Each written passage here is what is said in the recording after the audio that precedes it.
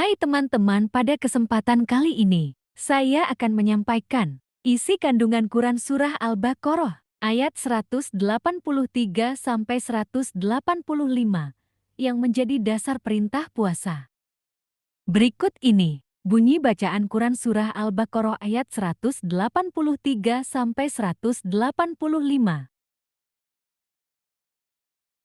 يا أيها الذين آمنوا كتب عليكم الصيام كما كتب على الذين من قبلكم لعلكم تتقون أياما معدودات فمن كان منكم مريضا أو على سفر فعدة من أيام أخر وعلى الذين يطيقونه فدية طعام مسكين فمن تطوع خيرا فهو خير له وأن تصوموا خير لكم إن كنتم تعلمون شهر رمضان الذي أنزل فيه القرآن هدى للناس وبينات من الهدى والفرقان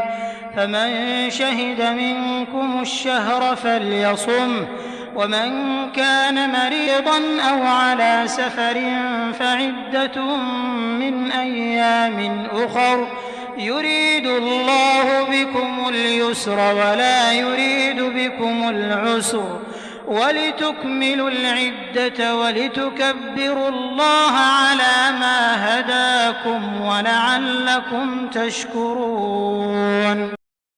Wahai orang-orang yang beriman, diwajibkan atas kamu berpuasa, sebagaimana diwajibkan atas orang sebelum kamu, agar kamu bertakwa.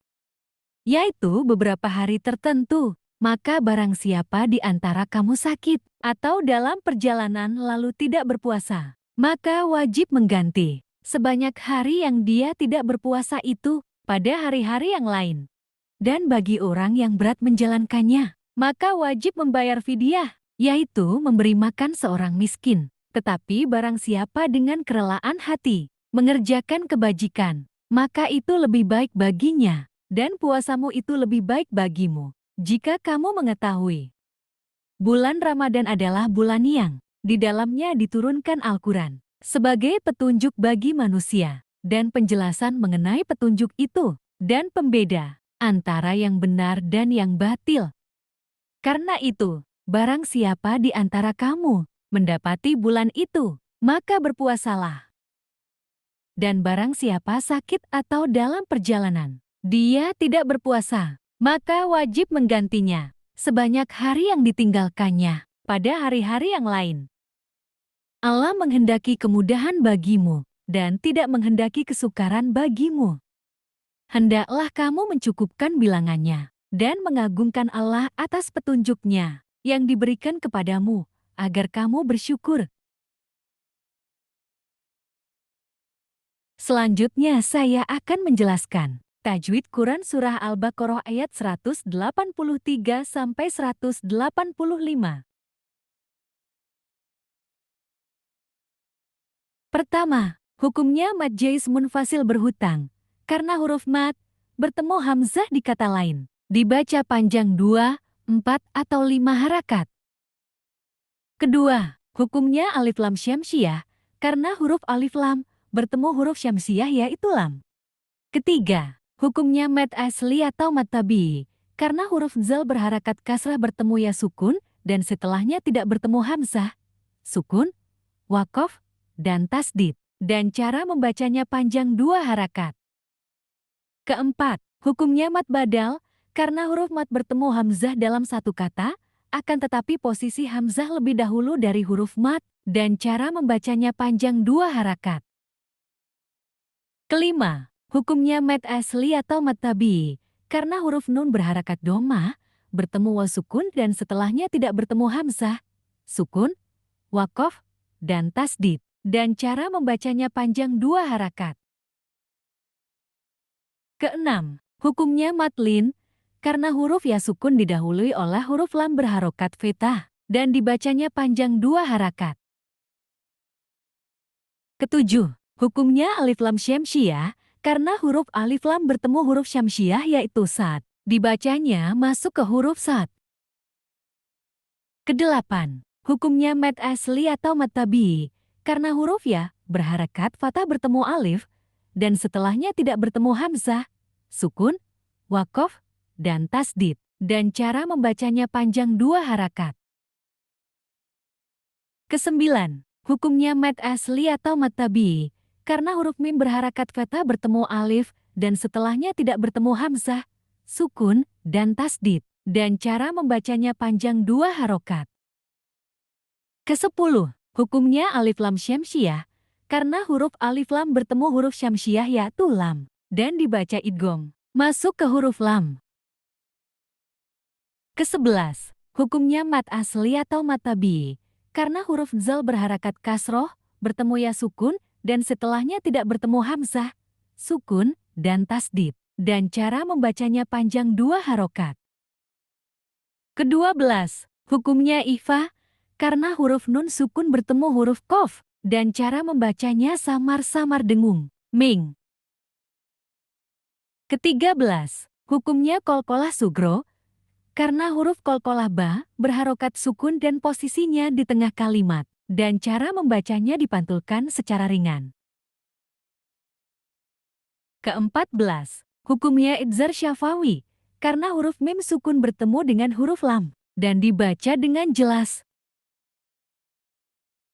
Kelima belas, hukumnya mad aratli sukun, karena huruf mad jatuh sebelum huruf yang diwakaf, dibaca dengan dipanjangkan 2-6 harokat. Selanjutnya kita akan membahas tajwid, ayat 184.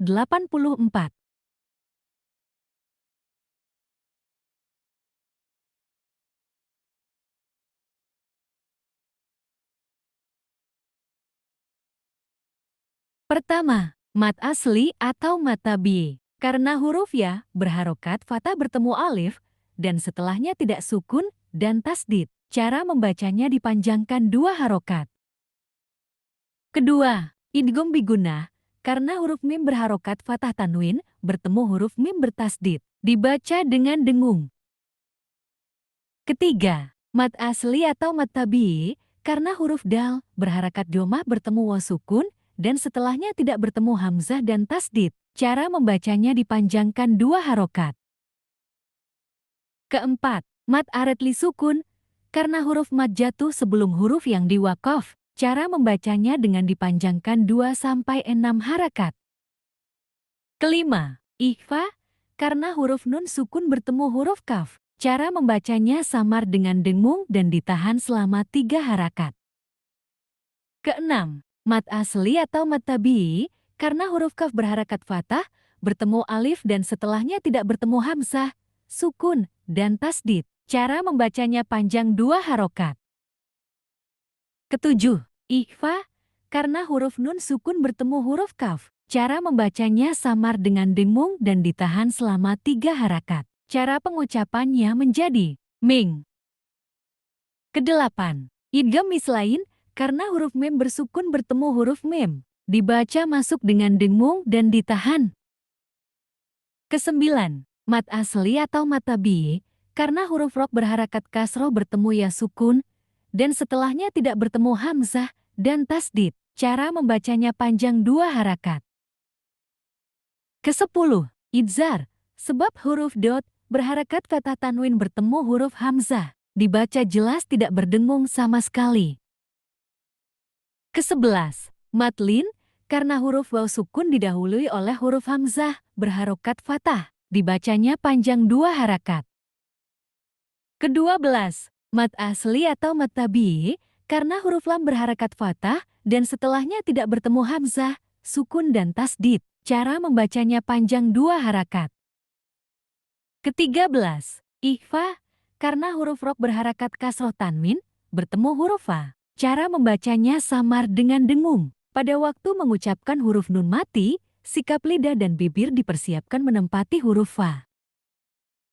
Keempat belas, idgham begunah, Karena huruf ta berharakat domah tanwin bertemu huruf mim bertasdid. Dibaca masuk dengan dengung. Ke-15. Idzar. Sebab huruf nun sukun bertemu huruf hamzah. Dibacanya dengan jelas dan tidak berdengung sama sekali. Ke-16. Mad asli atau mad tabi'i. Karena huruf ya berharokat fathah bertemu alif dan setelahnya tidak bertemu hamzah, sukun, dan tasdid. Cara membacanya panjang 2 harakat. Ke-17. Idzar. Sebab huruf mim berharakat kasroh tanwin bertemu huruf hamzah. Dibaca jelas tidak berdengung sama sekali. Ke-18. Alif lam syamsiyah. Karena huruf alif lam bertemu huruf syamsiyah lam. Dibaca idgham masuk ke huruf lam.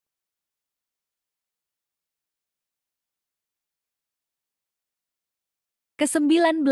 Mad asli atau mad tabi'i.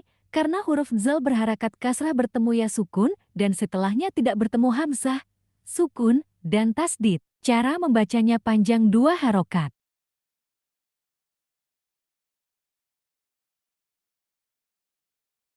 Ke-20. Mad asli atau mad tabi'i. Karena huruf toh berharakat kasroh bertemu ya sukun dan setelahnya tidak bertemu hamzah, sukun, dan tasdid. Dan cara membacanya panjang 2 harokat.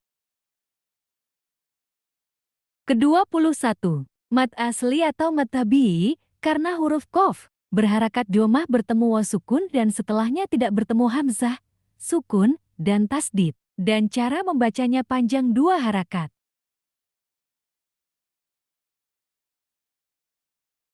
Ke-22. Mad silah kasyirah. Sebab huruf ha, kata ganti bertemu dengan huruf selain hamzah. Dan cara membacanya panjang 2 harakat.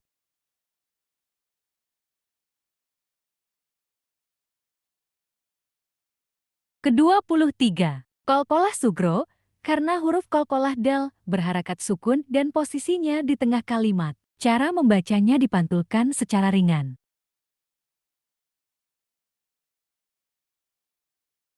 Ke-25. Mad asli atau mad tabi'i. Karena huruf ain berharakat fathah bertemu alif dan setelahnya tidak bertemu hamzah, sukun, dan tasdid. Cara membacanya panjang 2 harokat.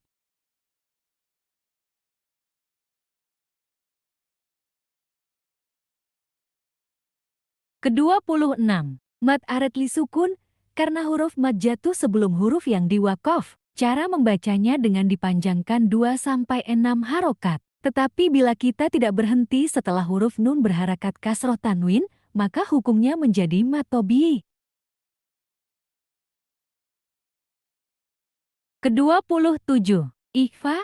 Karena huruf nun sukun bertemu huruf ta. Cara membacanya samar dengan dengung dan ditahan selama 3 harokat.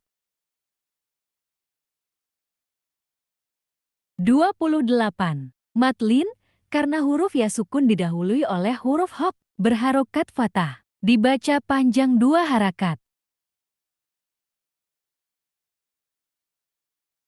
Ke-29. Ikhfa. Karena huruf roh berharakat fathah tanwin bertemu huruf fa. Cara membacanya samar dengan dengung dan ditahan selama 3 harokat. Pada waktu mengucapkan huruf nun mati, sikap lidah dan bibir dipersiapkan menempati huruf fa. Ke-30. Matlin. Karena huruf ya sukun didahului oleh huruf hok berharakat fathah. Dibaca panjang 2 harokat.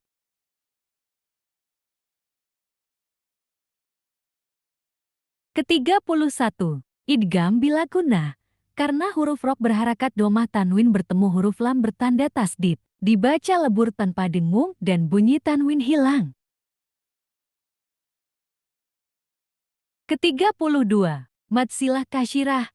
Sebab huruf ha, kata ganti bertemu dengan huruf selain hamzah. Cara membacanya panjang 2 harokat. Namun, bila kita berhenti atau wakaf setelah huruf ha, maka huruf ini disukunkan. Ke-33. Ikhfa. Karena huruf nun sukun bertemu huruf ta. Cara membacanya samar dengan dengung dan ditahan selama 3 harokat. Ke-34. Mad asli atau mad tabi'i. karena huruf syad berharakat dhammah bertemu waw sukun dan setelahnya tidak bertemu hamzah, sukun, dan tasdid. Dan cara membacanya panjang 2 harakat.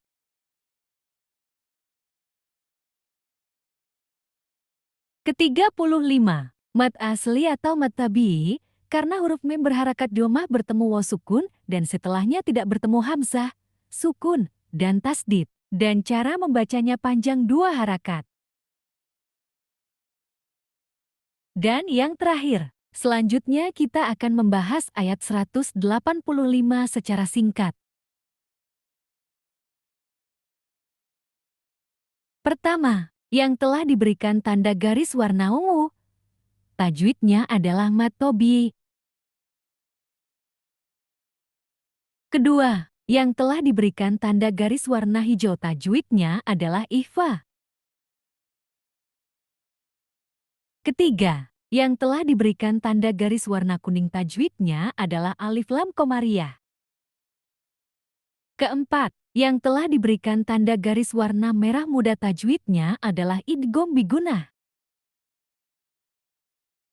Kelima, yang telah diberikan tanda garis warna coklat, tajwidnya adalah alif lam syamsiah.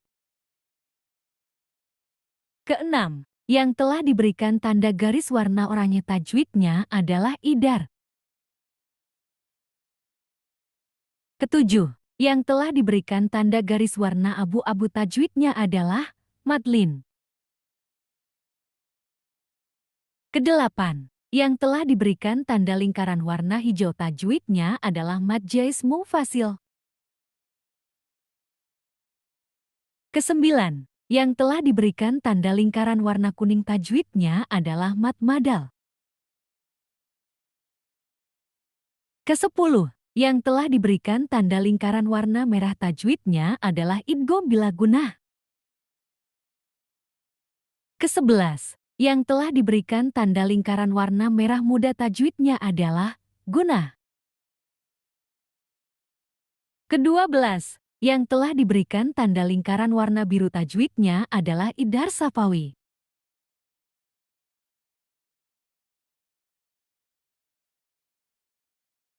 Sekian penjelasan makna dan tajwid Quran Surah Al-Baqarah ayat 183-185. Ada kurangnya saya dalam menyampaikan materi dan editing video. Saya mohon maaf dan saya pamit undur diri. Assalamualaikum warahmatullahi wabarakatuh.